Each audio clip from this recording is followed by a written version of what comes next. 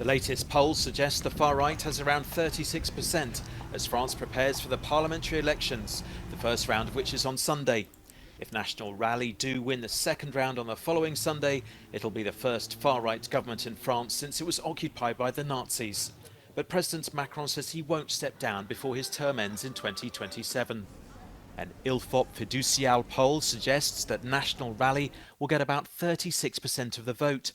The Popular Front, a coalition of centrists, leftists and Greens, about 28%, and President Macron's centre-right party, about 20%. The winning number of seats is 289 out of the 577 seats in the Parliament, and National Rally are expected to get somewhere between 260 and 295 seats. It means the National Rally's Jordan Bardella could be the next Prime Minister. Que nos compatriotes ont le sentiment que l'État ne fait plus respecter ses lois, que l'État est faible avec les forts et fort avec les faibles. The far-right's growing popularity appears to stem from people's feelings of insecurity. And because France's politics are now deeply polarised, it'll be hard for a coalition to form in Parliament if no party wins outright. Et donc oui, je me fixe aussi cet objectif, qu'on arrive à avoir une démocratie, une Assemblée nationale peut-être plus vivante, moins brutale. Ça sera bien, je pense, pour le débat public et pour les Français. Turnout is expected to be higher this time around. Voters know this could be an historic election, with many determined to get the far right into power and many others desperate to keep them out. Il sera celui ou celle qui permettra à toute la gauche et les écologistes de se retrouver. Parce que nous avons besoin d'abord de rassembler cette majorité et ensuite de rassembler les Français. Et c'est comme ça que nous procéderons. President Macron will most likely be forced into appointing a prime minister from a rival winning party. Such a situation is called cohabitation and last occurred 22 years ago.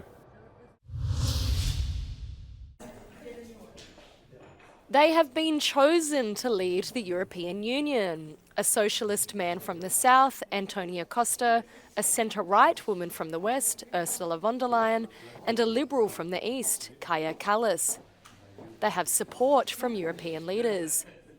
But von der Leyen, the incumbent presidential nominee of the executive body, needs to be confirmed by a European Parliament vote.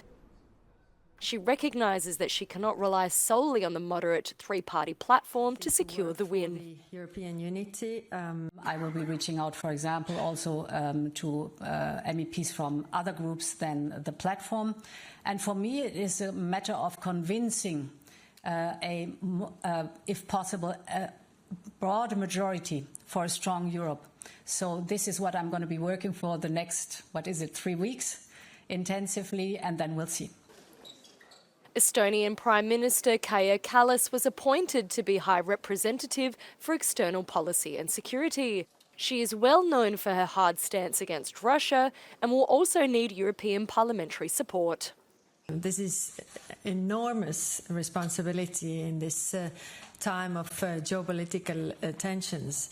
There's war in Europe, but there's also growing instability globally that also are the main challenges for the European foreign policy.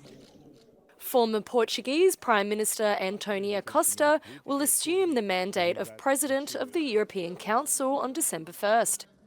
He promised to promote unity among the 27 member states and to implement the strategic agenda. US President Joe Biden and his Republican rival Donald Trump face off in the first 10th election debate of the season in Atlanta, attempting to convince voters ahead of the November election.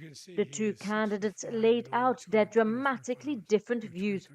Every time that Zelensky comes to this country, he walks away with $60 billion. He's the greatest salesman ever. It should have never happened. About the Israel-Hamas war, Biden promoted a ceasefire, whereas Trump said that Israel should finish the job and accused Biden of acting like a Palestinian. Both candidates got personal. The crimes you are still charged with, and think of all the civil penalties you have. How many billions of dollars do you owe in civil penalties for molesting a woman in public? You have the morals of an alley cat. Ukraine was one of the many topics on the table, a debate where Biden was considered weak even by the Democrats.